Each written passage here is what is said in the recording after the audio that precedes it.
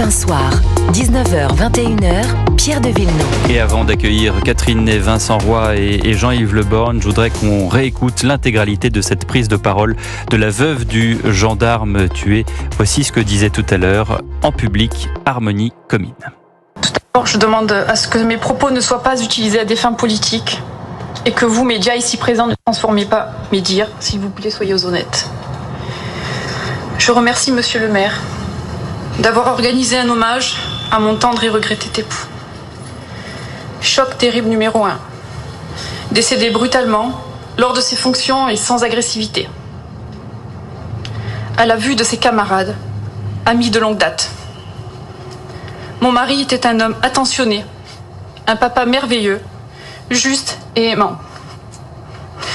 De notre amour qui allait caresser sa 20e année, il m'a laissé 2 beaux enfants, intelligents, gentils et taquins, à l'image de leur papa.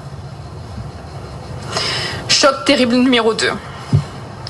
Je tiens à remercier les médias qui ont su donner l'identité de mon mari sans accord de notre part. Sans accord de notre part. Aux premières heures de son décès. Heureusement que les gendarmes et les pompiers sont venus à mon domicile m'annoncer la triste nouvelle. Imaginez l'effroi si mes enfants ou moi-même regardions la télévision à ce moment-là. Je remercie les pompiers et la gendarmerie parce qu'ils ont été exceptionnels, encore aujourd'hui. Où s'arrête votre violence ? Avez-vous un tant soit peu de pudeur ? Choc terrible numéro 3. Je remercie notre France d'avoir tué mon tendre époux, que j'aime tant, le père de nos enfants. Attention, je ne parle pas d'étrangers, mais de récidivistes. Je l'affirme haut et fort, la France a tué mon mari. La France a tué mon mari, le père de mes enfants. La France a tué mon mari par son insuffisance, son laxisme et son excès de tolérance. La France a tué mon mari. Comment ? Pourquoi ? Pourquoi cet homme multirécidiviste peut-il évoluer en toute liberté ? Quand est-ce que nos législatifs ouvriront réellement les yeux ? Faut-il qu'il soit touché directement pour agir ? Combien de morts avant que ces assassins soient vraiment punis ? Bagne, expulsion, retrait des droits octroyés par une procédure tellement bien faite, et j'en passe. 1981 n'aurait jamais dû exister. 1981 n'aurait jamais dû exister. Quelle est la suite pour ce meurtrier ? Déferment immédiat, en attente de jugement. 3 repas chauds par jour, aide sociale dans les geôles, là où les retraités qui ont cotisé toute leur vie de leurs travailleurs doivent potentiellement retravailler pour avoir 3 repas chauds par jour. Puis réduction de la peine pour bonne conduite, liberté. Il recommence. Et nous alors ? Plus de fils pour mes beaux-parents, qui est aussi un retraité de la gendarmerie. Plus de frères, parce qu'il a une sœur qu'il aimait et qu'elle aime aussi. Plus de papa. Plus de mari, mais nous par contre on a pris à perpétuité. Ouais. Voilà donc pour l'intégralité de cette prise de parole, évidemment très poignante, très difficile à entendre d'une certaine manière et pourtant très très forte. Bonsoir à vous Catherine Ney, merci d'être avec nous. Grande voix d'Europe 1, merci également à Vincent Roy d'être présent. Bonsoir. Et bonsoir Maître Le Borgne. Bonsoir. Maître Le Borgne, 2 choses. D'une manière générale, d'abord, je voudrais savoir comment est-ce que vous appréciez cette prise de parole dans la douleur de cette veuve qui, on le sent, est bien sûr encore sous le choc. Et puis, même si elle le dit en avant-propos, il ne faut pas interpréter les choses de façon politique. Il y a fatalement une référence à une date clé de l'histoire judiciaire de France en 1981. Écoutez, il y a d'abord le discours des victimes que l'on connaît, que quelqu'un qui fréquente les prétoires connaît bien. Il est normal qu'il y ait de l'esprit de vengeance, qu'il y ait une sorte de violente colère et que la mesure ne soit pas dans un discours de victime. C'est la raison pour laquelle, d'ailleurs, la justice appartient à des juges qui font la part des choses et optent pour la peine équilibrée qui convient. Maintenant, vous faites allusion à ce propos un peu sibyllin. 1981 n'aurait jamais dû exister. Est-ce une référence à l'esprit de la gauche, de la tolérance, de la compréhension, de l'excuse de la faute, à ce laxisme dont aussi parle cette dame, ou est-ce la suppression de la peine de mort? Je n'en sais rien. Dans les deux cas, ce discours est un discours qui est conduit, si j'ose dire, motorisé par la souffrance. Mais il y a un vrai problème derrière tout cela. C'est que la justice n'a pas d'autre moyen que de décider une peine, en quelque sorte pour compenser ou équivaloir à la faute qui a été commise. Mais il reste un autre problème qui peut-être d'ailleurs ne dépend pas de l'autorité judiciaire. C'est celui de la sécurité publique. Et peut-être faut-il que nous réfléchissions ensemble avec les considérations humanistes qui sont celles de notre République pour qu'un certain nombre d'individus qui peuvent présenter une dangerosité importante ne soient pas laissés en prison dans des années sans que cela ait un sens par rapport à ce qu'ils ont fait, mais qu'on puisse néanmoins trouver une formule qui les mette à l'écart de la société et ne permette pas des situations intolérables comme celle qu'a vécue cette malheureuse femme. On entend votre point de vue. Je voulais juste, quand elle dit 1981 n'aurait jamais dû exister, quand elle dit bagne, expulsion, retrait des droits octroyés par une procédure tellement bien faite, et j'en passe. Et elle met ça en comparaison avec la situation d'aujourd'hui. Déferrement immédiat en attente de jugement, 3 repas chauds par jour, aide sociale dans les geôles, là où les retraités qui ont cotisé toute leur vie de travailleurs doivent potentiellement retravailler pour avoir 3 repas par jour. Et puis réduction de la peine pour bonne conduite, liberté. Et nous alors, plus de fils, plus de frères, plus de papa, plus de mari. Est-ce qu'il y a une comparaison, un parallèle avec la justice d'avant 81 et la justice d'après 81? Et je profite, pardonnez-moi Jean-Yves Le Borgne, sans vouloir dévoiler votre longue carrière, que vous avez connue l'avant et l'après. Oui, j'ai connu la période, j'étais un jeune avocat bien sûr, la période où l'on requérait et prononçait encore la peine de mort. Vous savez, lorsque l'on sait ce qu'est la justice, on ne peut que conclure comme Robert Badinter qu'on ne veut pas d'une justice qui tue. En revanche, il y avait dans la peine de mort une exclusion sociale sanglante, abominable, affreuse. Mais la notion d'exclusion sociale peut être quelque chose à quoi l'on peut réfléchir sans pour autant vouloir immédiatement opter sous le coup de la colère et de la violence qu'un drame comme celui-ci suscite pour une restauration, au demeurant juridiquement presque impossible, de la peine de mort. Je crois que certains individus doivent être mis en retrait de la pièce. Mais cette mise en retrait ne peut se concevoir que dans un contexte qui respecte la personne humaine. C'est une discussion qui mériterait qu'on y passe des heures. Et dans le propos qui nous lie aujourd'hui, je ne peux que lancer l'idée. Après, sur les modalités, il faudrait en parler longuement. Merci beaucoup en tout cas Jean-Yves Le Borgne d'avoir réagi à cette prise de parole de la veuve de l'adjudant Comines qui a donc trouvé la mort dans l'un de ces 25 000 refus d'obtempérer qui sont répertoriés chaque année en France. 19h26, on va marquer une pause, on va se retrouver sur ce plateau dans quelques instants avec Vincent Roy, Catherine Ney pour continuer à parler de ce sujet et bien sûr de la politique puisque les consultations continuent à l'Élysée. Pour l'instant, on n'y voit pas très clair. À tout de suite sur Europe 1. Europe 1 Soir, 19h, 21h, Pierre de Villeneuve. Et nous sommes avec Catherine Ney, grande voix d'Europe 1, Vincent Roy, écrivain et journaliste, pour commenter l'actualité du jour, marquée bien sûr par cette déclaration, même si elle l'a dit en préambule, ça n'est pas à des fins politiques, mais bien sûr cette déclaration d'Harmonie Comines, la veuve de l'adjudant de gendarmerie qui a été fauché mortellement lundi soir à la sortie de l'autoroute A8 du côté de Mougins, et dont aujourd'hui, évidemment, il a fait l'objet d'un hommage de ses camarades, puisqu'on ne dit pas des collègues dans la gendarmerie, ce sont des camarades, ce sont des militaires.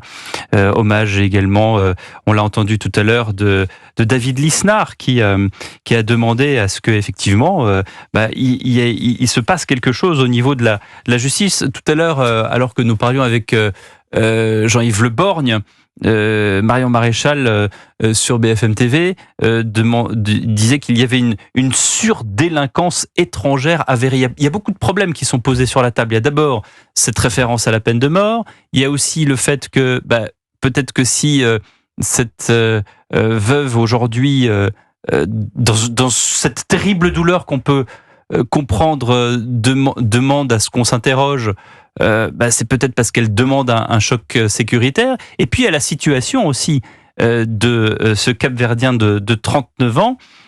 Marion Maréchal disait à l'instant, son permis de séjour n'aurait pas dû être renouvelé. Alors, peut-être commençons par cette référence à 1981. Catherine Ney, au moment du vote de cette abolition de la loi sur la peine de mort en 1980 par Robert Badinter et François Mitterrand, ça a été évidemment une date historique, mais le pays était assez controversé sur ce sujet. Le pays était assez divisé, et Valéry Giscard d'Estaing avait dit que s'il avait été réélu, il ne l'aurait pas fait adopter. Mais je crois que Valéry Giscard d'Estaing lui-même, des années après, a dit qu'en tous les cas, il ne serait jamais revenu sur cette mesure et qu'on n'y reviendra jamais. Et moi, je peux vous dire que j'ai le souvenir du jour où Buffet et Bontemps ont été guillotinés, alors que l'un, Buffet, on pensait qu'il était vraiment coupable et l'autre était un accompagnateur et n'avait pas tué. Mais c'est une journée que j'ai très très mal vécue. Voilà. Et parce que c'était la guillotine. Comment ? Parce que c'était la guillotine, et c'était la peine de mort, c'était la guillotine. Parce qu'il y a des méthodes différentes aux États-Unis. Mais là, la France, c'était la guillotine. Et là, la plaidoirie de Maître Badinter était très éloquente, et lui seul pouvait faire passer cette réforme, parce que lorsque François Mitterrand, qui avait dit qu'il la supprimerait, a nommé comme premier garde des Sceaux Maurice Faure, qui lui aussi était sûrement, mais c'était un homme tellement joyeux, avec un accent, vous savez, du Lot, il n'avait pas la faconde de Badinter, sa passion, sa rage pour faire passer cette loi est définitive, et tant mieux, et je crois qu'il ne faut pas le regretter. Non, mais ce qui est regrettable, c'est que les peines dont en sont frappés les criminels, parce que ce garçon est aussi un criminel, ne sont jamais... 10 condamnations à son casier, et pas que des infractions routières, aussi des atteintes à la personne. Oui, donc c'est incroyable qu'il soit toujours en vadrouille et que ne soit pas... Voilà, il a été déféré. Bon, mais d'accord. Mais on ne sait pas comment. Voilà. Et puis c'est ce que dit Madame Comines. Elle dit, après il sera dans une prison chauffée. Après, réduction de la peine pour bonne conduite, liberté, il recommencera. Et alors, qu'est-ce qu'on fait, Vincent Roy ? Oui, parce que en réalité, évidemment, elle cite 81 comme un marqueur. Oui, mu par la colère, par une douleur. La douleur. C'est une vie brisée, quoi. Absolument. Je veux dire, on voit la tête de cet homme, son mari, on savait que tout le monde disait que c'est un type humainement épatant. Bon. Et ça se voyait sur le visage, que c'était un très bon gendarme, quoi. Et donc, c'est vrai, on a tous envie de pleurer avec elle. C'est quand même une horreur qui vous tombe dessus. C'est vrai, on a tous envie de pleurer avec elle. Et quand elle parle de 81 et qu'elle dit que d'une certaine manière, tous nos mots viendraient de là. Elle veut simplement dire que depuis 81, enfin, c'est à tout le moins ainsi que je le comprends, qu'à partir de 81, les choses se sont délitées et que on a un laxisme judiciaire à l'œuvre qui est patent. Il suffit de regarder le pédigré et par conséquent le parcours de l'individu qui a fauché son mari pour voir que, bon, qu'est-ce que vous voulez, ce garçon ne devrait pas se retrouver au volant d'une voiture, qui n'aurait jamais dû se trouver là à ce moment-là, et ça pose un certain nombre de problèmes. Moi, j'ai le sentiment, effectivement, que depuis bien des années maintenant, la justice française vit sous une espèce de jurisprudence Taubira permanente. Oui, mais qui avait commencé avec Robert Badinter, qui avait des lois pour dire que les plus grands délits, c'était les patrons qui traitaient mal les ouvriers, et qui avaient quand même un certain laxisme, et que ceux qui se conduisaient mal, volaient, c'était des victimes de la société. Il y a quand même une vision... C'est là que ça a commencé, avant même Christiane Taubira, qui en a rajouté, mais enfin, c'était vraiment dans l'idéologie de la gauche. Alors, je voudrais qu'on écoute aussi ce qu'en pensent les forces de l'ordre. Écoutez, Jean-Christophe Couvi, il est secrétaire national Unité. Il était cet après-midi dans On marche sur la tête sur Europe 1. D'un côté, on durcit la législation, quelque part, puisque là, par exemple, sur refus d'obtempérer, il y a une réforme qui a été faite, et de l'autre côté, on fait un aménagement de peine. C'est un peu schizophrène. C'est-à-dire, d'un côté, on dit, voilà, on va muscler le jeu, on sait très bien qu'on a un problème, le législateur s'empare du problème, dormez tranquille français, regardez, on a musclé, et de l'autre côté, effectivement, on fait une note aussi, notamment avec, c'était Madame Belloubet, il faut dire ce qui est aussi, en disant, la prison, c'est l'exception, il faut trouver des peines alternatives de la prison, parce que la prison, ça crée, justement, de la surdélinquance. Donc, il faut pas. Et ben, moi, je pense que, justement, il faut arrêter stopper l'idéologie anti-prison. La prison, des petites courtes peines doivent être faites dans de très bonnes conditions, par contre, parce que pour l'instant, effectivement, on n'est pas au rendez-vous non plus. Mais en fait, la prison, ça doit vous servir aussi à réfléchir sur vos actes. De pourquoi vous avez fait ça. Vous devez être seul dans une cellule, réfléchir, et on doit préparer votre sortie pour ne plus réitérer. Jean-Christophe Couvi, dans On marche sur la tête, 16h, 18h, tous les jours avec Cyril Hanouna, ses chroniqueurs sur Europe 1. C'est vrai qu'il y a deux doctrines. Il y a ceux qui disent il faut la prison pour tout le monde, que ça soit pas une exception, même des courtes peines, parce que ça marque les gens et après ils recommencent plus. Et puis il y a ceux qui disent surtout pas la prison, parce que finalement ça n'est pas une solution. Oui, mais alors si pas la prison, quoi ? Vincent Roy. Comment voulez-vous faire ? C'est-à-dire qu'il y a des individus, et tout à l'heure, Monsieur Le Borgne l'a dit très clairement, il y a quand même des individus qu'il faut mettre à part. Il faut mettre les isolés de la société, parce que sans quoi ça peut engendrer un certain nombre de crimes. Bon, alors cela, si il ne s'agit pas de prison, qu'est-ce qu'on en fait ? Alors c'est une prison spéciale. Alors je suis bien d'accord pour reconnaître effectivement qu'actuellement, mettre des gens en prison dans les conditions dans lesquelles on les met en prison, la peine de privative de liberté n'étant en rien une peine privative de dignité, et encore moins une peine privative d'intimité, puisque on entasse les gens dans des... Bon, ça d'accord, c'est une chose. On n'a pas de politique là-dessus. L'Espagne s'en sort très bien. Nous, on est à la ramasse, si j'ose dire, sur ces questions. Surtout en ce moment. Bon, je tiens à vous remarquer depuis le 8 juillet. Surtout en ce moment. Donc, d'accord, mais il faut bien trouver une solution. Et tout ce qui avait été dans le sens probable d'une certaine fermeté, je pense par exemple aux peines planchées. Imaginez, souvenez-vous des cris d'orfraie de la gauche, les peines planchées, c'était pas possible. Rien n'est possible dans ce pays au bout d'un moment. Rien n'est possible. Mais les crimes se commettent. Oui, puis vous avez raison de dire, dans les prisons, quand 8 personnes sont amassées autour de latrines au milieu et tout ça, ces gens, lorsqu'ils sortent, sont des bêtes sauvages. Exactement. C'est pas un lieu où on a le temps de réfléchir, où on peut se poser la question, se dire... De réfléchir sur ce qu'on a fait. Sur ce qu'on a fait. Donc les conditions de détention font que les hommes qui en sortent ne sont pas prêts à devenir de bons garçons. Bon, mais tous les ministres de la Justice vous disent que c'est un problème d'argent. Bien sûr, et je veux dire, depuis Jacques Chirac, depuis la 86, où un programme avait été lancé de 15 000 places, avec difficulté d'ailleurs.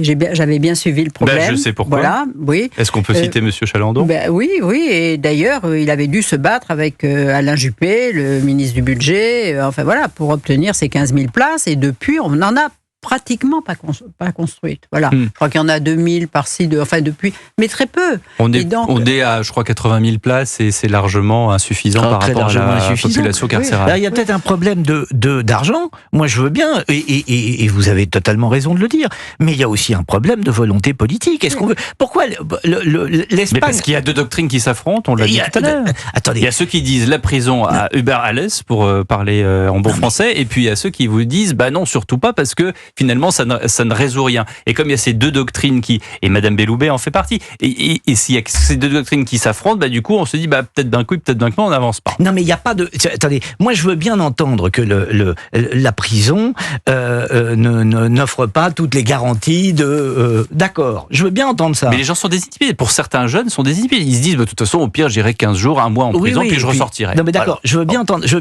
Vous et moi, Vincent Roy, si on part en prison, c'est la fin du monde. On a un truc inscrit au casier judiciaire, on ne peut plus prendre de crédit immobilier. C'est la fin du monde. C'est la fin du monde. Mais il y a une désinhibition dans une partie de la société qui fait que aujourd'hui, ça n'est plus pareil. Mais que la prison ne soit pas la panacée, ça s'entend.